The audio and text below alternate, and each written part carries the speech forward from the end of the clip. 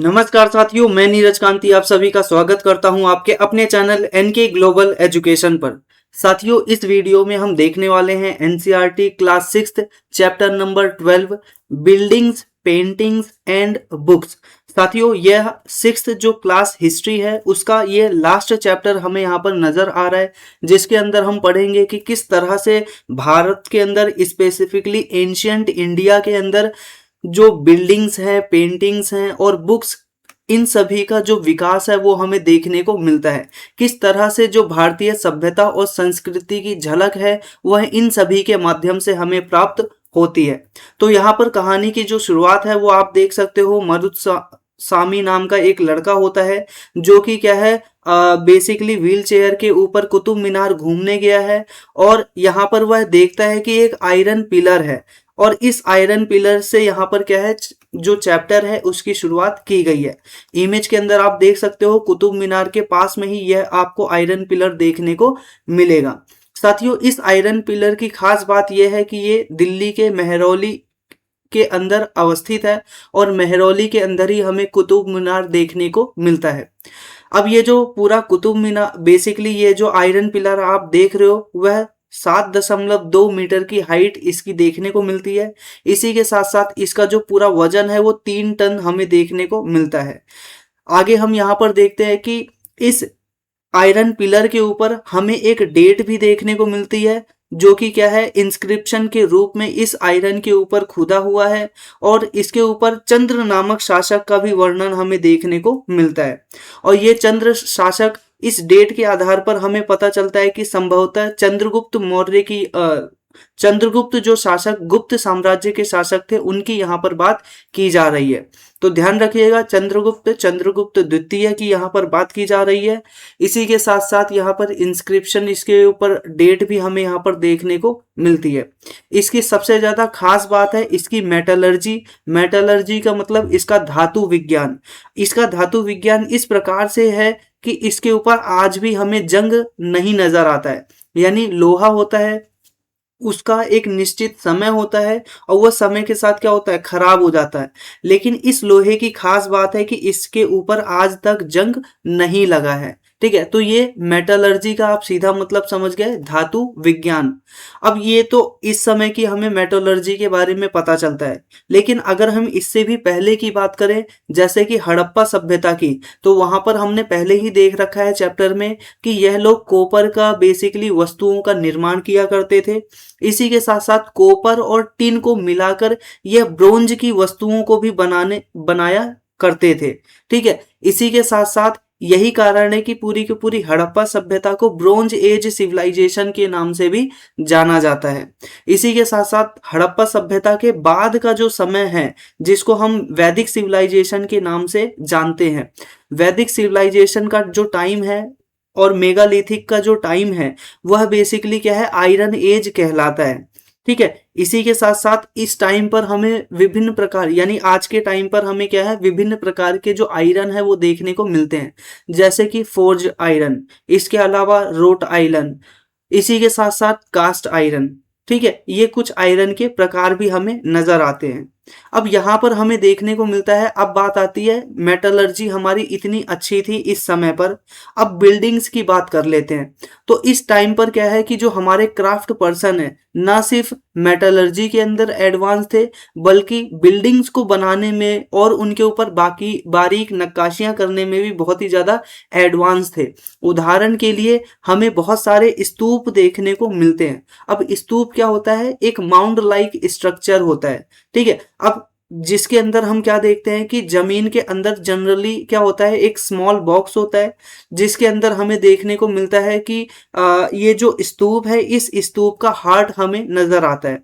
अब ये जो बॉक्स हमें देखने को मिलता है, इसके अंदर बहुत सारे महात्मा बुद्ध और उनके अनुयायियों से संबंधित जो अवशेष हैं वो देखने को मिलते हैं, चाहे उनका टीथ हो गया, चाहे उनकी बोन हो गई, या उनके एशेज यानी उनकी राख हो गई जलने के बाद, या फिर उनके दैनिक जीवन में प्रयोग की जाने वाली कोई भी वस्तु हो गई, या फिर इसी के साथ साथ प्रीसियस स्टोन हो गया, कीमती पत्थर जैसे कॉइन यानी सिक्का, और ये सारी की सारी चीजें हमें क्या है एक बॉक्स के अंदर देखने को मिलती है। साथियों आप यहाँ पर ये जो स्तूप है इस स्तूप की इमेज देख सकते हो। अगर हम इसको मान ले जमीन, तो जमीन के नीचे गड्ढा करके इस पूरे के पूरे स्तूप को बेसिकली क्या है गाड़ा जाता था, जो बॉक्स होता है उसको गाड़ा जाता था। अब यहाँ पर स्तूप का एक बार मैं स्ट्रक्चर आपको बता देता हूँ। प्रारंभिक अवस्था में क्या होता है, जमीन के नीचे क्या होता है, महात्मा बुद्ध और उनके अनुयायियों से संबंधित जितने भी अवशेष हैं उनको क्या किया जाता था, जमीन के अंदर दफनाया जाता था, और दफनाने के बाद क्या है एक माउंड लाइक स्ट्रक्चर बना दिया जाता था। ठीक है, अब ये शुरुआत में क्या है माउंड लाइक जो स्ट्रक्चर है इसी को ही हम क्या कहते थे, स्तूप कहते थे। तो ये इस प्रकार से स्तूप होता था।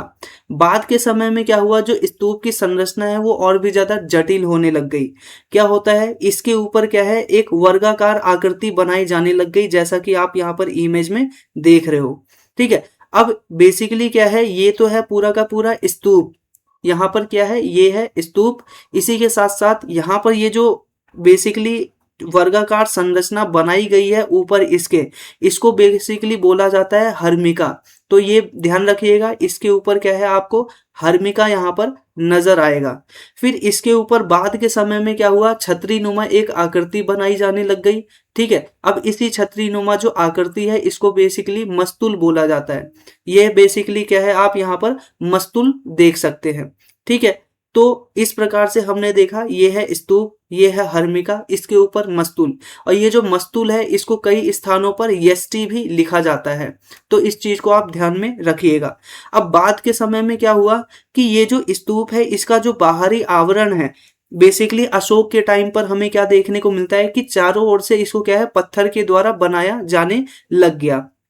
ठीक है, फिर बाद के समय में और शासक आते हैं, जैसे कि कुषाण शासक। कुषाण शासकों ने क्या किया, इसके चारों ओर क्या किया, एक रेलिंग बनवा दी। जैसा कि आप यहाँ पर देख रहे हो, ये रेलिंग है, और इस रेलिंग के क्या है कोई भी उस तरफ नहीं जाता है। अब बेसिकली क्या है, कुषाण शासकों ने इसके चारों ओर रेलिंग भी बनवा दी।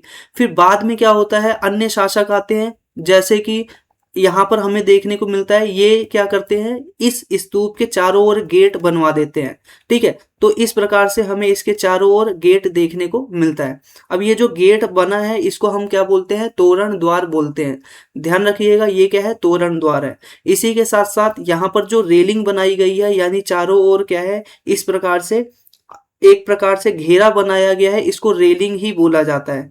ठीक है, और रेलिंग के अंदर ये जो खाली स्पेस है जहां पर लोग क्या है क्लॉकवाइज क्या है इस स्तूप के चक्कर लगाते हैं, इसको हम बोलते हैं बेसिकली प्रदक्षिणा पथ। इसको क्या बोलते हैं, प्रदक्षिणा पथ। तो यहाँ पर मैंने जो स्तूप होता है उसकी पूरी संरचना बता दी। बाद के समय में और क्या होता है कि और अन्य शासक आते हैं। ये जो स्तूप होता है, इस स्तूप के जो दीवारें हैं उनके ऊपर बेसिकली क्या है, रेलिंग है, उनके ऊपर चित्रकारी की जाती है। रेलिंग के साथ साथ यहाँ पर जो तोरण द्वार बनाए गए हैं उनके ऊपर आप यहाँ पर इमेज के अंदर देख सकते हो कि बहुत सारे चित्रों का निर्माण किया जाने लग जाता है। ठीक है, अब इस प्रकार से हम यहाँ पर आप लिखे हुए कंटेंट को देख लेते हैं। तो यहाँ पर क्या है, इस बॉक्स के चारों ओर क्या किया जाता है, रेलिंग कास्केड बनाया जाता है। फिर इसी के साथ साथ यहाँ पर हमें आमतौर पर जो मड ब्रिक की बहुत सारी लेयर देखने को मिलती है, या फिर बाद के समय में इसको बेक ब्रिक यानी पकी हुई ईंटों से बनाया जाने लग गया, जो कि हमें इसके ऊपर क्या है ये वाली पूरा का पूरा डोम टाइप में जो शेप है वो आप देख सकते हो। बाद के समय में और क्या हुआ कि इसको जो कार्व्ड स्टोन स्लैब्स है उनसे ढका जाने लग गया स्तूप को।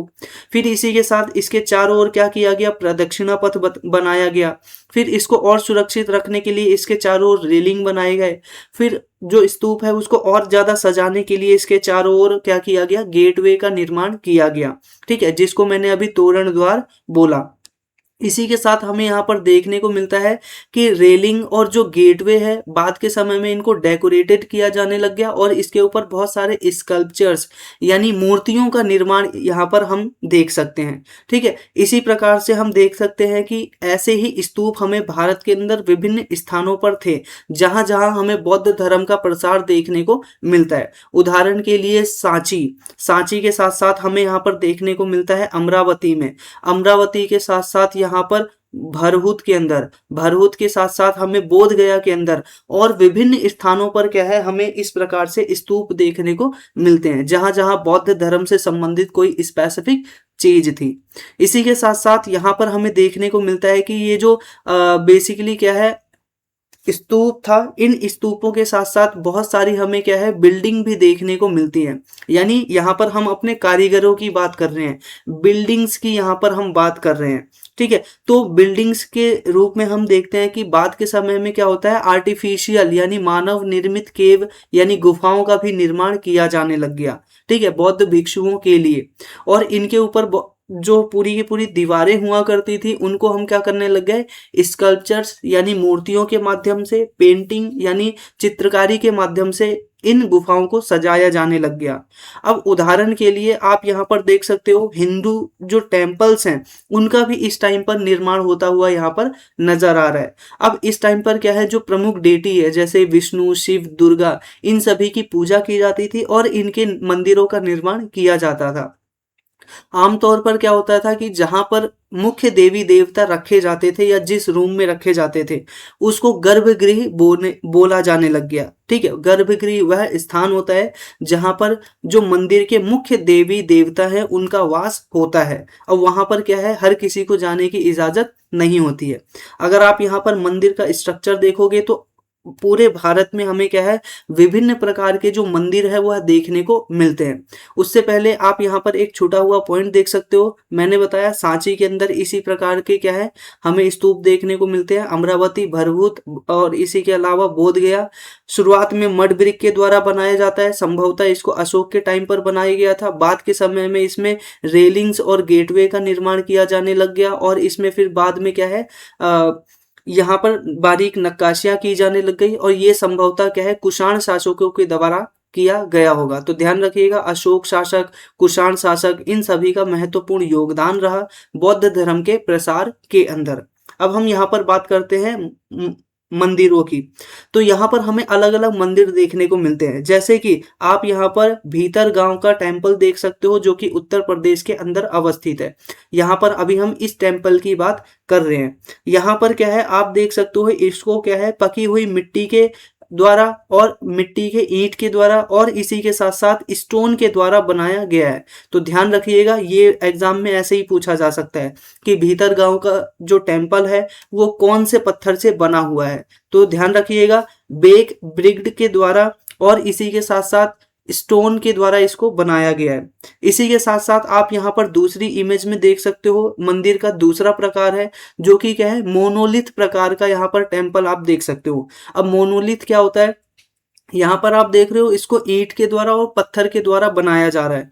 और इसको कैसे बनाया जाता है कि बहुत सारी ईंटों को जोड़ करके और बहुत सारे पत्थरों को जोड़कर नीचे से ऊपर की ओर तैयार किया जाता है। नीचे आप पहले नींव बनाते हो, फिर ऊपर ऊपर ऊपर इस प्रकार से पूरे मंदिर का निर्माण करते हो। लेकिन जो मोनोलिथ टेम्पल होते हैं ये इसके ठीक उल्टे तरीके से बनाए जाते हैं। यहाँ पर क्या है, एक बड़ी चट्टान हुआ करती है, उन बड़ी चट्टानों को एक ही सिरे में काट करके क्या किया जाता है, इन टेम्पल्स का निर्माण किया जाता है। और मोनो का मतलब होता है वन और लिथ का मतलब होता है एक प्रकार से पत्थर। तो एक ही पत्थर के द्वारा जब मंदिरों का निर्माण किया जाए तो उसको हम बोलते हैं मोनोलिथिक टेम्पल। तो इस प्रकार से हमें बहुत सारे मोनोलिथिक टेम्पल देखने को मिलते हैं। उदाहरण के लिए महाबलीपुरम के अंदर मोनोलिथिक टेम्पल हमें देखने को मिलता है, जो कि क्या है, इसका संपूर्ण भाग एक बड़े से पत्थर के द्वारा यानी चट्टान को काट करके यहाँ पर बनाया जाता है। ठीक है, अब इसी के साथ साथ यहाँ पर आप देख सकते हो, आमतौर पर क्या है, इसको ऊपर से नीचे की तरफ बनाया जाता है। ऐसा नहीं है कि नीचे से आप छैनी हथौड़ा काटते हुए फिर ऊपर ऊपर जाते हो। इसमें क्या होता है, चट्टान के ऊपर आप जाते हो, फिर उसके बाद ऊपर सबसे पहले उसकी नोक बनाते हो, यानी नोक इन द सेंस सबसे पहले आप उसकी शिखर बनाते हो, शिखर के बाद उसका क्या बोलते हैं, मंडप बनाते हो, मंडप के बाद उसका गर्भ यानी पहले गर्भगृह बनाते हो, गर्भगृह के बाद मंडप बनाते हो, फिर उसके चारों ओर का इलाका बनाते हो। अब ये मंडप, गर्भगृह और शिखर क्या है, अभी मैं थोड़ी देर में बताता हूँ। इसी के साथ साथ यहाँ पर आप देख सकते हो नीचे एक दुर्गा टेम्पल की, ठीक है, जो कि ऐहोल के अंदर अवस्थित है।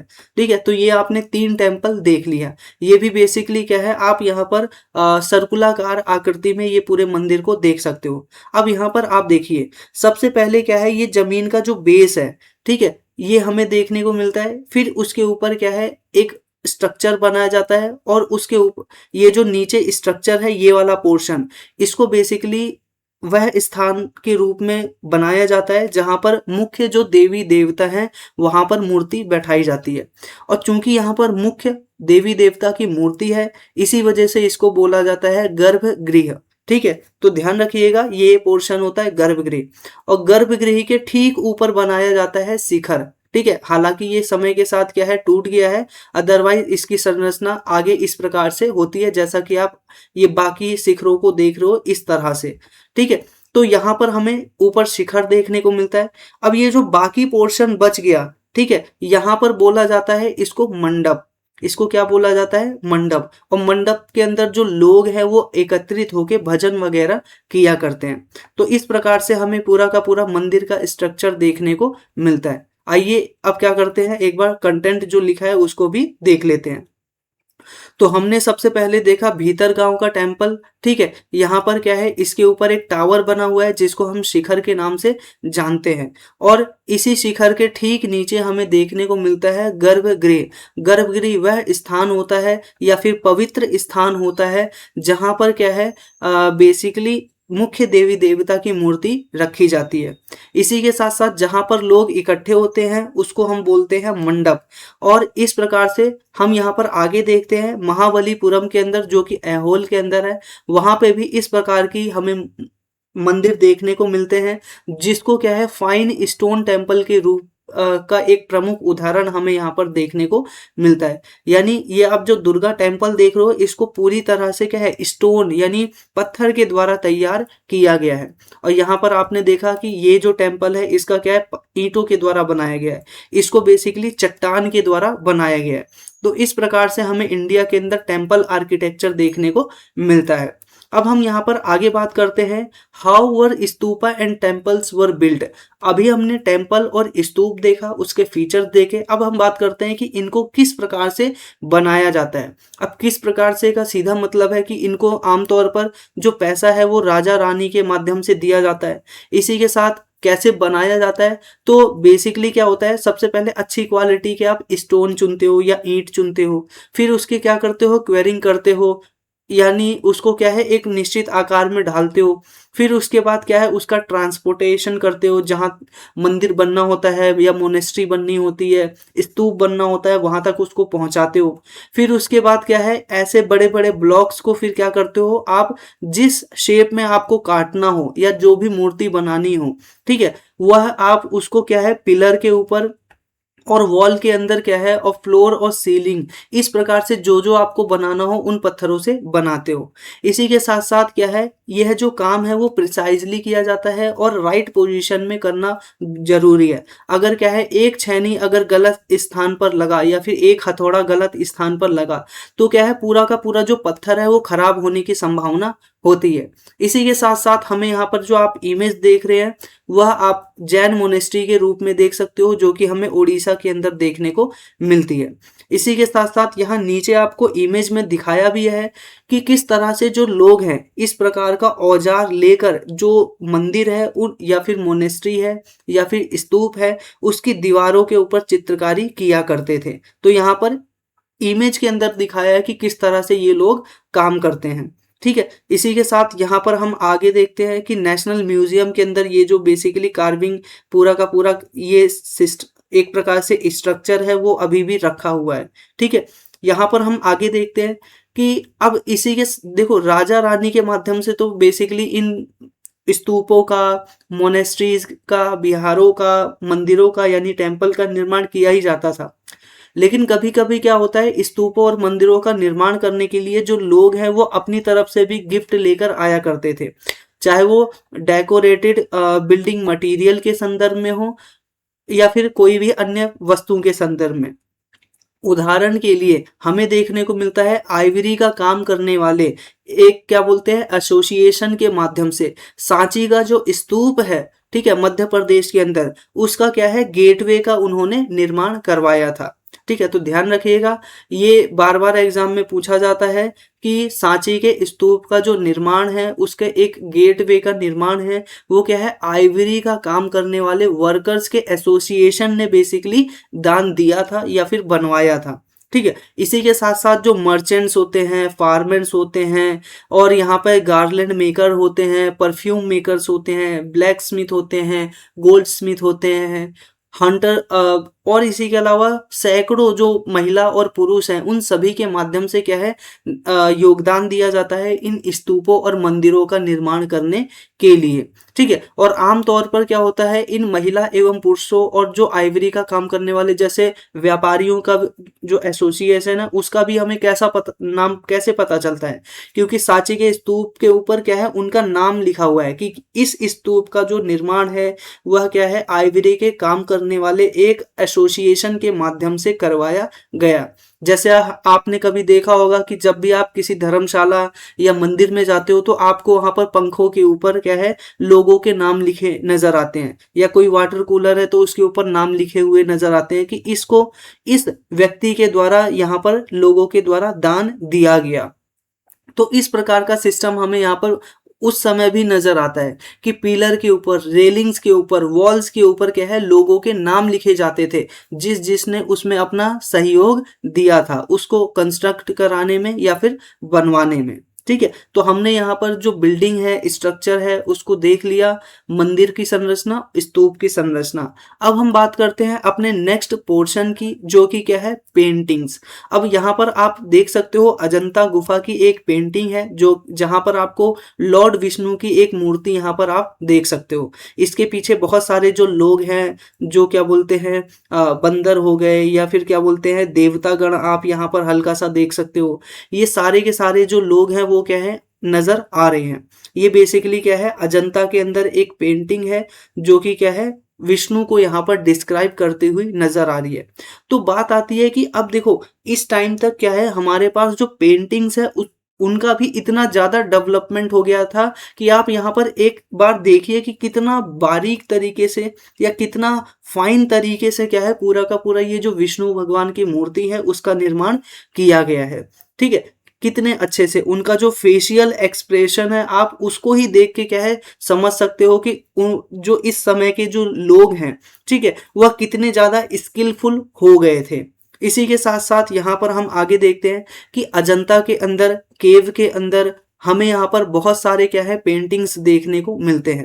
आमतौर पर यहाँ अजंता के अंदर बहुत सारे मोनेस्ट्रीज देखने को मिलते हैं। मोनेस्ट्रीज बेसिकली पवित्र स्थान को बोला जाता है जहाँ पर क्या है बौद्ध भिक्षु आकर ठहरा करते थे।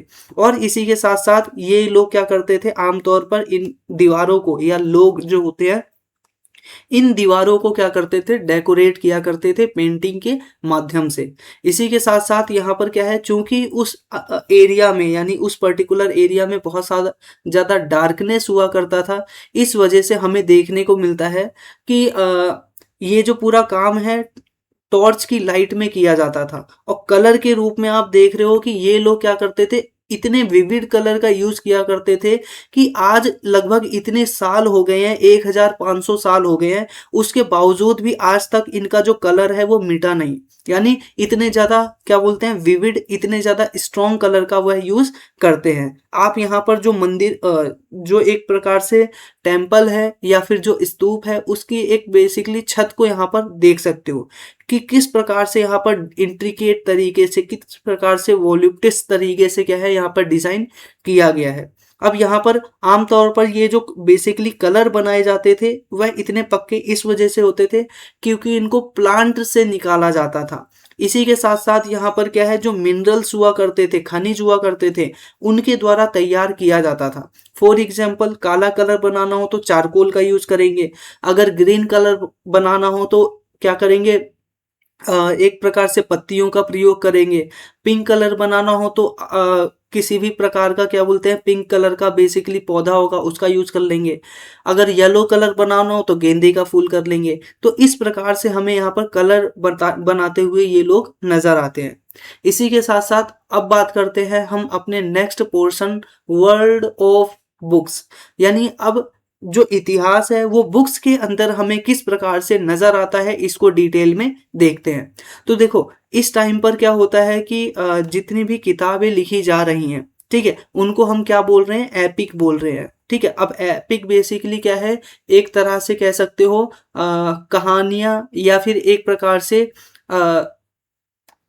उस समय के समाज का चित्रण करने वाली पुस्तकों के रूप में आप इनको देख सकते हैं। तो ये जो एपिक होते हैं वो क्या होते हैं, बहुत ही ज़्यादा ग्रैंड होते हैं, बहुत ही ज़्यादा लॉन्ग कंपोजिशन होती है, उसकी संरचना बहुत बड़ी होती है।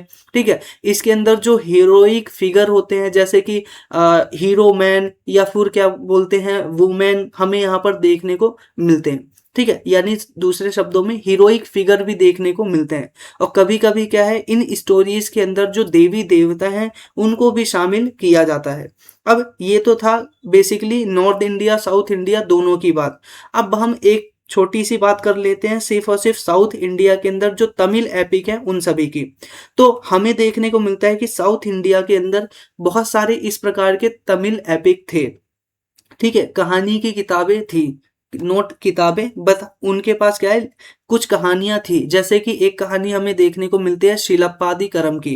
ठीक है, और शिलप्पादिकरम नाम का जो बेसिकली एपिक है उसकी रचना इलांगो अदिगल के द्वारा किया गया। तो नाम ध्यान रखिएगा, मिलान करने के लिए हमेशा पूछा जाता है कि शिलप्पादिकरम के लेखक कौन है, इलांगो अदिगल। ठीक है, तो इस प्रकार से हमें नजर आता है। अब ये जो इलांगो अदिगल है, शिलप्पादिकरम नामक जो अपनी रचना है उसके अंदर कन्नगी एक तरफ और दूसरी तरफ कोवलन, इन दोनों की कहानी का यहाँ पर जिक्र करते हैं। अब ये दोनों क्या होते हैं, पति पत्नी होते हैं जो कि पुहार के अंदर रह रहे होते हैं।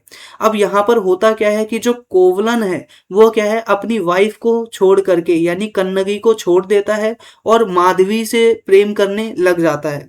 अब ऐसी सिचुएशन में क्या होता है कि किसी तरह से कोवलन जो कन्नगी है वो कोवलन को क्या करती है, उससे बचाने के लिए क्या करती है, मदुरई चली आती है। यहाँ पर आप ध्यान रखिएगा, यहाँ पर कोवलन और कन्नगी की स्टोरी है शिलप्पादिकरम में। ठीक है, अब जब वो मदुरई आ गए तो मदुरई के उस समय शासक हमें देखने को मिलते हैं पांड्य शासक, जिनके बारे में मैंने आपको बार बार बताया है पहले के चैप्टर्स में कि पांड्य शासकों के द्वारा ही क्या है, संगम साहित्य की रचना की गई थी। और यहाँ पर पहला जो संगम करवाया गया था वो मदुरई में ही करवाया गया था। हालांकि ये तो पहले की बात है, वापस आते हैं इस अपने कंटेंट पे। तो यहाँ पर नजर आता है कि ये जब मदुरई आ जाते हैं तो होता क्या है कि पांड्य जो शासक हैं उनकी जो बेसिकली क्या है, रानी है, उनका क्या है, एक जो झुमका है, ठीक है, वह खो जाता है। और जब ये झुमका है बेसिकली क्या है, जाते जाते और कोवलन जो है उसके पास भी क्या है, इसी प्रकार का क्या है, एक प्रकार का झुमका होता है। और जब क्या है सर्चिंग की जाती है तो देखते हैं कि कन्नगी के पास और कोवलन के पास वो क्या है, ठीक वैसा ही झुमका मिल जाता है जैसा कि राजा की बेसिकली रानी का खोया था। अब ऐसे में क्या है, बिना कोई ज्यादा जांच पड़ताल किए क्या होता है, जो कोवलन होता है उसको डेथ सेंटेंस दे दिया जाता है, यानी उसकी बेसिकली राजा के द्वारा क्या करा दी जाती है, मृत्यु दंड दे दिया जाता है। अब ऐसी सिचुएशन में क्या होता है, बाद में पता चलता है कि जो पांड्या किंग है उनका बेसिकली क्या है, ये डिसीजन गलत था, क्योंकि क्या है, जो उनको ज्वेलरी है वो मिल जाती है। अब ऐसी सिचुएशन में जो उसका हस्बैंड है वो तो वापस नहीं आ सकता। इसी वजह से हमें यहाँ पर देखने को मिलता है कि जो कन्नगी है वो बहुत ही ज्यादा ग्रीफ में और एंगर में होती है, और राजा के द्वारा उसके प्रति किए गए इनजस्टिस की वजह से जो बेसिकली कन्नगी है वो कहती है कि अब क्या है, वो पूरे के पूरे मदुरई को क्या कर देगी, डिस्ट्रॉय करके रख देगी। तो इस प्रकार की स्टोरी हमें यहाँ पर देखने को मिलती है शिलप्पादिकरम में, इलांगो अदिगल के द्वारा जो लिखी गई थी। ठीक है, अब यहाँ पर आप उसका पूरा डिस्क्रिप्शन देख सकते हो कि जब उसके हस्बैंड को मार दिया गया था तो उसके मन में क्या क्या भाव आ रहे थे। इसी के साथ तमिल रीजन के अंदर एक और हमें बेसिकली एपिक देखने को मिलता है, वह क्या है, मणिमेखलई। ठीक है, अब यहाँ पर मणिमेखलई जो है वह सत्तनार के द्वारा लिखा गया था। ये आपको ध्यान में रखना है, मणिमेखलई सत्तनार के द्वारा लिखा गया था। अब ये जो हमने अभी ऊपर कहानी पढ़ी थी कोवलन और कन्नगी की, ठीक है, शिलप्पादिकरम वाली एपिक, उसी का ही क्या है, नेक्स्ट पार्ट था। ठीक है, मणिमेखलई क्या है, शिलप्पादिकरम का नेक्स्ट पार्ट है जिसको सत्तनार ने लिखा था।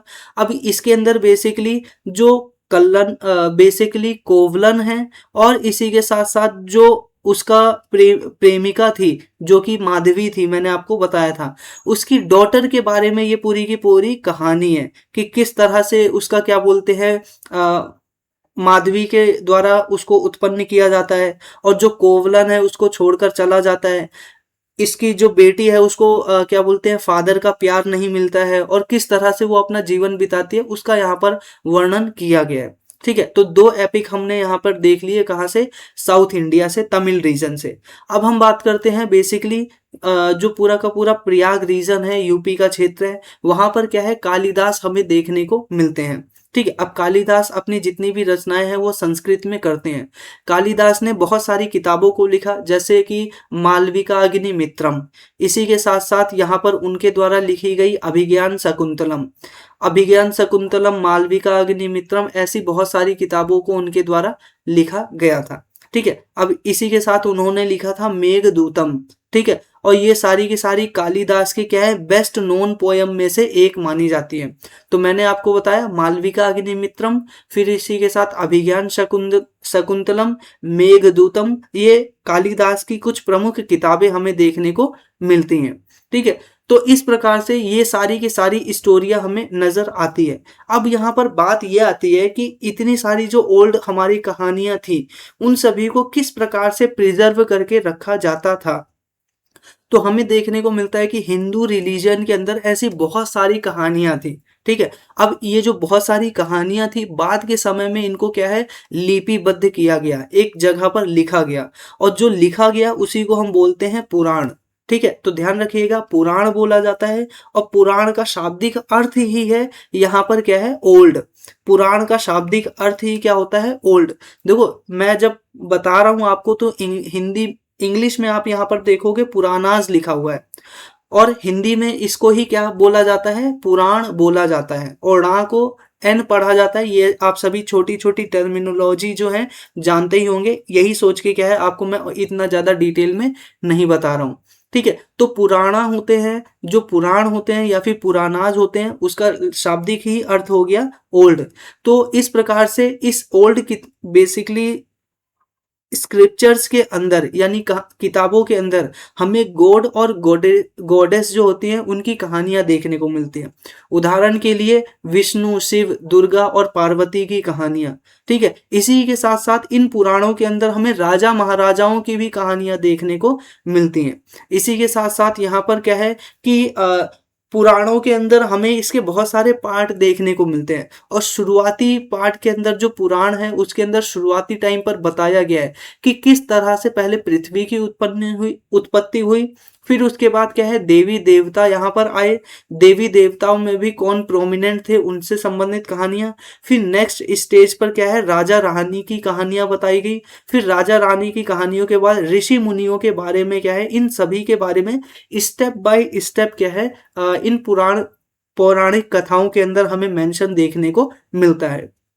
ठीक है, तो यहाँ पर आमतौर पर बात आप समझ गए होंगे कि पुराण ओल्ड, इसके अंदर कहानियां हैं, सबसे पहले देवी देवताओं की, उससे भी पहले पृथ्वी की उत्पत्ति की, फिर उसके बाद हमें राजा महाराजा की, फिर उसके बाद ऋषि मुनियों की इसके अंदर बेसिकली क्या है, कहानियां देखने को मिलती है। अब इन पुराणों को आमतौर पर सिंपल संस्कृत में लिखा जाता था, और मैंने आपको पहले के चैप्टर्स में बताया है कि जब वैदिक एज का टाइम था तो उस टाइम पर क्या है, ऋग वैदिक टाइम पे क्या होता है कि स्पेशल संस्कृत लैंग्वेज का यूज किया जाता था। ऐसी संस्कृत लैंग्वेज जिसको सिर्फ और सिर्फ जो ब्राह्मण है, स्पेसिफिक ब्राह्मण, वही पढ़ना लिखना जानते थे। लेकिन अब के समय जो पुराण किताब लिखी जा रही है उसमें सिंपल संस्कृत लैंग्वेज का यूज हो रहा है, जिसको क्या है साधारण लोग भी समझ सकते हैं। इसी के साथ साथ जो महिलाएं हैं और शूद्र हैं वो भी इन किताबों को अब क्या पढ़ सकते थे। इसी के साथ साथ अगर हम वेदास की बात करें तो वेदा के बारे में हमने पहले देखा था कि इन वेदा को शूद्र और महिलाओं के द्वारा पढ़ना वर्जित था। शूद्र और महिलाएं क्या हैं, इन वेदों को टेम्पल के अंदर जो पुजारी हैं, अगर वह क्या है बड़े बड़े यानी तेज आवाज में, तेज सुर में जो वह जाप करते थे, उनको सुनने की आजादी थी। बस इस प्रकार से हमें यह सिस्टम देखने को मिलता है। इसी के साथ साथ हमें जो हिंदू रिलीजियन है उसके अंदर भी बहुत सारे एपिक देखने को मिलते हैं। तो यहाँ पर हमने पहले पुराण की बात की, अब हिंदू रिलीजियन के अंदर हम बात करते हैं एपिक की। तो दो प्रमुख एपिक नजर आते हैं, एक है महाभारत और दूसरी है रामायण। महाभारत का जो पूरा स्टोरी है वो क्या है, दो ग्रुप के ऊपर आधारित है। एक ग्रुप है कौरव और दूसरा ग्रुप है पांडव। अब ये दोनों क्या है आपस में युद्ध करते रहते हैं और इसी युद्ध की कहानी हमें यहाँ पर नजर आती है इस पूरी की पूरी महाभारत की किताब के अंदर, जहां पर हमें देखने को मिलता है कि जो ये कुरु हैं वह क्या है, ये जो बेसिकली कौरव हैं वो क्या है कुरु के अंदर अपना शासन चला रहे हैं, जिनकी राजधानी हुआ करती थी हस्तिनापुर। और बेसिकली जो पांडव है वो है इनके 5 भाई हैं और यह क्या है राज्य के अंदर अपना अधिकार मांगते हैं और इस वजह से कौरवों से लड़ाई करते हैं। इसी के साथ साथ यहाँ पर हमें देखने को मिलता है कि जो पुराण है और महाभारत है, इन दोनों की ही रचना महर्षि वेद व्यास जी के द्वारा किया गया था। तो ध्यान रखिएगा, जो महाभारत है, पुराण है, दोनों की रचना किसके द्वारा की गई है, व्यास के द्वारा किया गया है। इसी के साथ साथ हमें भगवत गीता भी देखने को मिलता है। ये क्या है एपिक नहीं है, लेकिन ये जो हमने एपिक देखा था महाभारत, उसी महाभारत का एक पार्ट हमें देखने को मिलता है। ठीक है, महाभारत के अंदर ही इसको भगवत गीता इंक्लूडेड हमें देखने को मिलता है। इसी के साथ साथ दूसरा एपिक हमें देखने को मिलता है वह है रामायण। रामायण बेसिकली क्या है, जो कौशल के राजा होते हैं जिनका नाम होता है राम और दूसरी तरफ होते हैं सीता, उन दोनों का कहानी का वर्णन किया गया है। जब सीता को लंका के पति यानी लंकापति यानी जो रावण है उसके द्वारा चुरा लिया जाता है और रावण से जो सीता है उनको छुड़ाने के लिए राम क्या करते हैं, उनसे बैटल लड़ते हैं और इसी पूरे के पूरे कहानी का वर्णन यहाँ पर किया गया है। जब वह सीता को छुड़ाकर वापस लेके आ जाते हैं तो अयोध्या के अंदर उनका स्वागत होता है। और ये जो पूरी की पूरी कहानी है वो हमें वाल्मीकि के द्वारा लिखी हुई नजर आती है, जो कहानी हमें क्या है संस्कृत लैंग्वेज में देखने को मिलती है। ठीक है, तो इस प्रकार से हमने यहाँ पर देख लिया नॉर्थ इंडिया में और साउथ इंडिया में किस तरह से क्या है एपिक्स का और जो हमारे धार्मिक पुस्तकें हैं उन सभी का निर्माण हो रहा है। इसी के साथ आती है अब साधारण लोगों की बात। ऊपर हमने अभी जो भी देखा उससे क्या है राजा महाराजा ऋषि मुनि और देवी देवता के बारे में पता चलता है, लेकिन अब हम बात करते हैं साधारण लोगों के बारे में, यानी story told by the ordinary people. साधारण लोग किस प्रकार की कहानियों को हम देखते हैं। तो बेसिकली क्या होता है, यहाँ पर दो रूप हमें नजर आते हैं साधारण लोगों की कहानियों के, एक है जातक और दूसरा है पंचतंत्र। और पंचतंत्र के बारे में आप जानते हो, इसके अंदर बहुत सारी कहानियां हमें देखने को मिलती हैं। और जातक भी क्या है, एक प्रकार से बौद्ध धर्म से जुड़ी या उनके अनुयायियों से जुड़ी बेसिकली क्या है कहानियां हमें देखने को मिलती है। या फिर जो महात्मा बुद्ध हैं उनके बेसिकली प्रीवियस बर्थ की या उनके पहले के जो जन्म थे उनसे संबंधित कहानियां हमें इसके अंदर देखने को मिलती हैं। इसी के साथ साथ ये जो जातक कहानियां हैं इनको आमतौर पर रेलिंग के अंदर जो स्तूप बनाए जाते थे उनकी रेलिंग के ऊपर या केव के अंदर जो गुफाएं बनाई जाती थी, ठीक है, बेसिकली केव है जो गुफाएं हैं उनके अंदर जो पेंटिंग बनाई जाती थी उनके माध्यम से हमें पता चलता है। उदाहरण के लिए अजंता के अंदर हमें जातक कहानियां और पंचतंत्र की कहानियां ये सभी चीजें हमें देखने को मिलती हैं। उदाहरण के लिए एक कहानी आप यहाँ पर देख सकते हो जो कि हमें सांची के स्तूप पर देखने को मिलता है। क्या एक मंकी किंग होता है, वहां पर क्या है बहुत ही मीठा आम का पेड़ होता है और वह अपने 800 फॉलोवर्स के साथ क्या है वो मंकी किंग वहां पर शासन करता है, शासन इन द सेंस वहां पर रहता है। अब क्या होता है, वाराणसी का एक राजा होता है जो कि आदमी होता है। अब ये क्या करता है कि एक दिन क्या है, वो जो बहुत ही मीठा पेड़ हुआ करता है उसका एक आम वाराणसी जो नदी है गंगा नदी उससे घूमता घूमता क्या है वहां पर आ जाता है। ठीक है, अब जैसे ही क्या है राजा उस आम को चखता है तो वो क्या है बहुत ही ज्यादा क्या बोलते हैं उत्सुक हो जाता है कि उस पेड़ का आम मुझे खाना है। इस वजह से वो अपने लोगों को क्या है भेजता है कि उस पेड़ का पता लगाओ जहां से ये बेसिकली आम था। अब इसी बीच में क्या है जब उसके सैनिक उसका पता लगा लेते हैं तो वो देखते हैं हिमालय के क्षेत्र के अंदर क्या है ये पेड़ देखने को मिलता है। और वह जब जाता है तो देखता है एक मंकी है, बहुत सारे बंदर के समूह हैं, वो क्या कर रहे हैं कि इस आम का मजा ले रहे हैं। और बेसिकली क्या है कि अब राजा वो देखता है कि इतने मीठे फल को ये लोग कैसे चुरा सकते हैं। इसी वजह से उसने डिसाइड किया कि अब सारे के सारे बंदरों को मार दिया जाए। जब क्या है बंदर के राजा को ये पता चलता है तो वह अपने जो फॉलोअर्स हैं उनको बचाने की कोशिश करता है और बंदरों को आपस में जोड़ करके एक ब्रिज बनाता है, जैसा कि आप इमेज के अंदर देख सकते हो, ताकि वह क्या है उस पेड़ से जो नदी के दूसरी तरफ पेड़ है वहां पर क्या जा सके। यहाँ पर आप बीच में नदी देख रहे हो, यहाँ पर जो राजा हैं उनको देख सकते हो, ये रहा राजा बैठा हुआ। इसी के साथ ये आदमी क्या है धरती लेकर खड़े हैं कि अब क्या करेंगे, सभी बंदरों को मारेंगे और पेड़ को काटेंगे। तो इस प्रकार से क्या है जो बंदर राजा है वो लोगों को बचाता है और इसी के साथ साथ क्या है बहुत सारे जो बंदर हैं वो हमें देखने को मिलते हैं कि पार कर जाते हैं दूसरे पेड़ की तरफ। लेकिन जो बंदर राजा है वह क्या है एग्जॉस्ट यानी थक करके क्या है वहीं पर उसकी मृत्यु हो जाती है। फिर बाद में जो राजा है उसको एक प्रकार से रियलाइज होता है कि उसने ये बहुत ज्यादा गलत कार्य किया इस बंदरों को मार करके। तो बाद में क्या है उसका पश्चाताप करता है और जो बंदर राजा है उसके सम्मान में वह क्या है एक प्रकार से रिस्पेक्ट एक प्रकार से प्रकट करता है, यानी उनके प्रति सम्मान प्रकट करता है। ठीक है, उसके मरने के पश्चात में। और ये कहानी हमें कहाँ देखने को मिल रही है, जो भरहुत का स्तूप है। अभी यहाँ पर आप करेक्ट कर लीजिएगा, मैंने अभी सांची बता दिया था।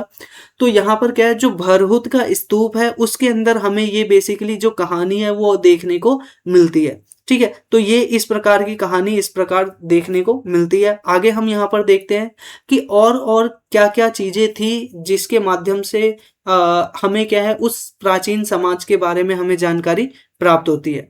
अब देखो ऐसा नहीं है कि सिर्फ हम रिलीजियस किताबें लिख रहे थे, हमारे पास बहुत सारे क्या हैं वैज्ञानिक या फिर मैथमेटिशियन भी थे, जैसे कि आर्यभट्ट। इन्होंने संस्कृत लैंग्वेज के अंदर अपनी एक किताब लिखी थी जिसका नाम है आर्यभट्टियम। इसी के साथ साथ आर्यभट्टियम जो किताब है उसके अंदर बताया गया कि जो पृथ्वी है उसके ऊपर जो दिन और रात का फॉर्मेशन होता है वह सूरज के एक जगह पर स्थिर होने की वजह से, और जो पृथ्वी नहीं यहाँ पर आप ध्यान रखिएगा कि जो पृथ्वी के ऊपर दिन और रात का फॉर्मेशन होता है वो पृथ्वी की अपनी धुरी पर क्या है घूमने के कारण होता है। ठीक है, ये एक बात उन्होंने बताई। इसी के साथ साथ उन्होंने बताया कि जो सन है वो क्या है राइज होता है और सेट होता है हर रोज। इसी के साथ साथ उन्होंने क्या किया कि जो एक्लिप्से है यानी जो चंद्र ग्रहण होता है उसके बारे में भी वैज्ञानिक आधार प्रदान किया। इसी के साथ साथ जो सर्कल होता है उसका सर्कमफेरेंस जो होता है यानी उसकी जो परिधि होती है उसका भी मान यहाँ पर उनके द्वारा निकाला गया। और ये मान इतना ज्यादा एक्यूरेट हमें देखने को मिलता है कि आज भी हम क्या बोलते हैं जो बेसिकली सर्कल है उसकी परिधि को उसी आधार पर पढ़ते हैं। ठीक है, इसी के साथ साथ हमें वराहमिहिर, ब्रह्मगुप्त और भास्कराचार्य जैसे अदर मैथमेटिशियंस और एस्ट्रोनॉमर्स हमें देखने को मिलते हैं। ठीक है, जो कि वैज्ञानिक क्षेत्र में अपनी महत्वपूर्ण भूमिका निभा रहे थे। इसी के साथ साथ यहाँ पर हमें कुछ फैक्ट बताए गए हैं इंडिया के संदर्भ में। क्या कि भारत में सबसे पहले जीरो का आविष्कार हुआ था। ठीक है, पहले भी हम क्या है नंबर सिस्टम को तो जानते थे, लेकिन जीरो का यूज करना नहीं जानते थे। लेकिन बाद के समय में हमने क्या, जो जीरो है उसको सिंबल के फॉर्म में क्या है यूज करना हम सीख गए थे। और हमसे यही जो जीरो है अरब व्यापारियों ने सीखा, अरब व्यापारियों से फिर यूरोपीय व्यापारियों ने सीखा, अब यूरोपियों से फिर क्या है ये पूरी दुनिया में क्या है जीरो का जो यूज है वो फैल गया। इसी के साथ हमें यहाँ पर देखने को मिलता है कि जो रोमन गिनतियां होती हैं उनके अंदर आप एक बात नोटिस करोगे कि वहां पर क्या है जीरो का यूज नहीं किया जाता है। ठीक है, आप ऐसे लिखते हो ना 1, फिर उसके बाद 2 डंडा लगाते हो 2, फिर उसके बाद 3 डंडा लगाते हो 3, फिर उसके बाद 4 को आप इस प्रकार से बनाते हो, 5 को आप इस प्रकार से बनाते हो, 6 को आप किस प्रकार से यहाँ पर वी के बाद आई एक डंडा ऐसे लगा देते हो। तो इस प्रकार से आप जो बेसिकली रोमन संख्या का यूज किया करते थे उसके अंदर आप एक बात नोटिस करोगे कहीं भी क्या है किसका यूज नहीं किया जा रहा है, जीरो का यूज नहीं किया जा रहा है। तो इस प्रकार से हमने ही दुनिया को जीरो सिखाया, इसका पता हमें चलता है। अब बात करते हैं दूसरा, इस समय तक भारत के अंदर जो चिकित्सा विज्ञान है या मेडिसिनल विज्ञान है, ठीक है, औषधिक विज्ञान है, दोनों का विकास हो चुका था। उदाहरण के लिए हमें 2 ऋषि देखने को मिलते हैं, एक चरक और दूसरे हैं सुश्रुत। जो चरक है उन्होंने अपनी एक किताब लिखी थी जिसका नाम है चरक संहिता, और सुश्रुत हैं उन्होंने अपनी किताब लिखी थी सुश्रुत संहिता। अब जो चरक संहिता है उन्होंने बेसिकली जो मेडिसिन है किस प्रकार से निर्मित किया जाता है और कौन सी मेडिसिन का यूज किस बीमारी में किया जाता है, इसको बहुत ही ज्यादा अच्छे तरीके से बताया था। इसी के साथ साथ उन्होंने जो बेसिकली मिर्गी हो गया, यक्ष्मा हो गया, इस प्रकार की जो बीमारियां होती हैं उसका भी इलाज इन्होंने पहले ही बता रखा था। इसी के साथ साथ सुश्रुत जो संहिता है उसके अंदर ऑपरेशन किस प्रकार से किया जाता है, यानी सर्जिकल जो प्रोसेस होता है उसका इलेबोरेट वे में डिस्क्रिप्शन यहाँ पर हमें देखने को मिलता है इस सुश्रुत संहिता के अंतर्गत। इसी के साथ साथ अगर हम बात करें भारत के अंदर क्या सभ्यता का इतना विकास हो चुका था, तो क्या विश्व के अन्य क्षेत्रों में सभ्यता का विकास नहीं हुआ था? तो हमें नजर आता है हाँ, विश्व के अन्य क्षेत्रों में भी सभ्यता का विकास हो चुका था। जैसे आज के समय में आप जो प्रिंटेड पेपर का यूज तो धड़ल्ले से करते हो कि आज के टाइम पर आप देखोगे कि आप कोई खाने पीने की चीज भी खरीदने जाओ तो वो कई बार पेपर के अंदर आपको पकड़ा देता है। लेकिन ये चीज ना हमेशा से ही इतनी ज्यादा क्या बोलते हैं बड़े पैमाने पर नहीं थी। पहले क्या होता था, जो पेपर हुआ करता था उसका यूज बहुत ही कम लोग, शासक और इस प्रकार के लोग ही यूज किया करते थे, क्योंकि पेपर को बनाना बहुत ही ज्यादा मुश्किल हुआ करता था। और आज से हम बात कर रहे हैं चाइना के अंदर 1900 साल पहले की, ठीक है, जिसने सबसे पहले चाई लुन के माध्यम से क्या होता है कि पेपर का आविष्कार किया जाता है। और पहले के टाइम पर क्या होता है, पेपर को क्या किया जाता था, जो फाइबर्स होते हैं यानी जितना भी आप यहाँ पर पेड़ के अंदर तंतु देखते हो उसका यूज किया जाता था। क्लोथ यानी कपड़ा, बेसिकली जो जूट होता है, रोप रस्सी हो गया, फिर उसके बाद बार्क स्ट्रीट यानी पेड़ की जो छाल होती है। इसी के साथ साथ इन सभी को सबसे पहले क्या किया जाता था, जो पानी के अंदर डाल दिया जाता था। अब इनके जितने भी रेशे हैं वो टूट जाते थे, और टूटने के बाद क्या किया जाता था, इनको बहुत ही तेज से दबाया जाता था, और फिर दबाने के बाद इनको सुखाया जाता था, और इनका जो पल्प होता था उसके माध्यम से बेसिकली क्या है पेपर का क्रिएशन किया जाता था। तो आप इतना देख रहे हो, बहुत ही ज्यादा लंबा प्रोसेस हमें देखने को मिलता है। यही रीजन है कि ये कुछ कुछ सीमित इलाके में ही प्रयोग किया जाता था। और चाइना ने क्या किया था, ये जो पेपर बनाने की टेक्निक है दुनिया भर से बहुत समय तक छुपा कर रखा। लास्ट में क्या होता है, कोरिया के अंदर इस टेक्निक का विकास हो जाता है, जापान के अंदर फिर इस तकनीक का यूज होने लग जाता है, बगदाद के अंदर, बगदाद के बाद यूरोप, अफ्रीका और फिर एशिया और अन्य क्षेत्रों में फिर ये पेपर किस तरह से बनाया जाता है उसका यूज यहाँ पर हम करने लग गए। ठीक है, फैल गया पूरे के पूरे विश्व में। अब यहाँ पर बात आती है कि जब यहाँ पर पेपर का आविष्कार हो गया था तो उस टाइम तक जो इंडिया था उसके अंदर मैन्युस्क्रिप्ट का यूज किया जाता था, और मैन्युस्क्रिप्ट के बारे में हमने पहले ही चैप्टर के अंदर पढ़ा था। ऐसी पांडुलिपियां जिनको हाथ के माध्यम से लिखा जाता था, जो कि बर्च बाग के ऊपर लिखी जाती थी और पाम लीफ के ऊपर लिखी जाती थी। ठीक है, तो यहाँ से हमने ये जो पूरा का पूरा चैप्टर है वो पूरी तरह से खत्म कर लिया है। यहाँ पर आपको क्या है, कुछ स्पेसिफिक डेट बताई गई है। उदाहरण के लिए हमने चैप्टर 2 के अंदर पैलियोलिथिक एज पढ़ा था, जो कि क्या है हमें देखने को मिलता है। इसी के साथ साथ मेहरगढ़ हमने तीसरे चैप्टर में पढ़ा था, जिसका टाइम पीरियड ये है। इसी के साथ हड़प्पन सिटी उसके बाद पढ़ा था, जिसका टाइम पीरियड आपको ये देखने को मिलता है। ऋग्वेद के अंदर हमने देखा था कि इसका टाइम पीरियड ये आपको देखने को मिलता है। इसी के साथ आपको महाजनपद काल देखने को मिलता है गंगा वैली के अंदर, जहां पर उपनिषद, जैनिज्म और बुद्धिज्म इन सभी का विकास हुआ, और इसका टाइम पीरियड आपको 500 बीसी देखने को मिलता है। इसी के साथ अलेक्जेंडर का इन्वेजन हुआ, बेसिकली हमें बिहार रीजन के अंदर बेसिकली इंडिया के ऊपर अटैक करने की कोशिश ही करता है वो। इसी के साथ चंद्रगुप्त मौर्य का शासन होता है 321 बीसी में। अशोक का शासन आपको देखने को मिलता है। फिर संगम पोएम का निर्माण इस टाइम पर किया जाता है। कनिष्क का शासनकाल इस प्रकार से नजर आता है। गुप्त अंपायर का टाइम पीरियड ये नजर आता है। जैन टेक्स्ट को वल्लभी के अंदर जो कंपाइल किया गया था 521 में किया गया था। हर्षवर्धन का टाइम, हुएन सांग का टाइम, पुलकेशिन द्वितीय का टाइम इस प्रकार से आपको नजर आता है। और बीसी एडी के बारे में भी मैंने आपको पहले की वीडियो में बता रखा है। बीसी का मतलब बिफोर क्राइस्ट, यानी ईसा मसीह के जन्म से पहले का टाइम, यानी जीरो वाला टाइम। ठीक है, इसी के साथ साथ यहाँ पर आप देख रहे हो उसके बाद के टाइम को हम एडी कहते हैं, यानी एन्नो डोमिनी। और पूरा प्राचीन जो इतिहास है वो हमें बीसी के अंदर ही देखने को मिलता है। इस वजह से सभी जगह पर आप यहाँ पर बीसी लिखा हुआ ही देखेंगे। और यहाँ पर कुछ स्थान है जहाँ पर आपको सी लिखा हुआ है, और सी को कई स्थानों पर एन्नो डोमिनी यानी एडी के स्थान पर भी लिखा जाता है। एन्नो डोमिना का मतलब है कि ईसा मसीह के जन्म के बाद का समय, यानी प्लस वाला समय। ठीक है, तो ये हमने पूरा जो चैप्टर है उसको डिटेल में पढ़ लिया। यहाँ पर आपके लिए इंफॉर्मेशन है, आप इसको देख सकते हो। ये हमारा ग्रुप है, इसके अंदर बहुत सारे फ्री रिसोर्सेज है, आप इसको एक्सेस कर सकते हो। इसी के साथ साथ यहाँ पर आप देखेंगे करंट अफेयर के वन स्टॉप सॉल्यूशन के रूप में एक ग्रुप है जो कि है 499 में, जिसके अंदर आप अगर ज्वाइन करेंगे तो पहले जितने भी कंटेंट अपलोड किया है उसका एक्सेस, और इन फ्यूचर जितना भी कंटेंट अपलोड किया जाएगा उसका एक्सेस आपको मिल जाएगा। और इसका ड्यूरेशन है अनलिमिटेड टाइम के लिए, यानी आप एक बार इस ग्रुप को ज्वाइन करेंगे और हमेशा के लिए इस ग्रुप को ज्वाइन करके रख सकते हैं।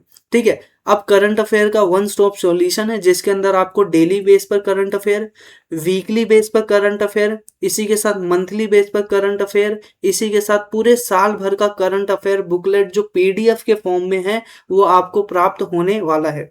इस ग्रुप को ज्वाइन करने के लिए सिंपल सा जो आप ये व्हाट्सएप नंबर देख रहे हैं इसके ऊपर मैसेज कर सकते हैं।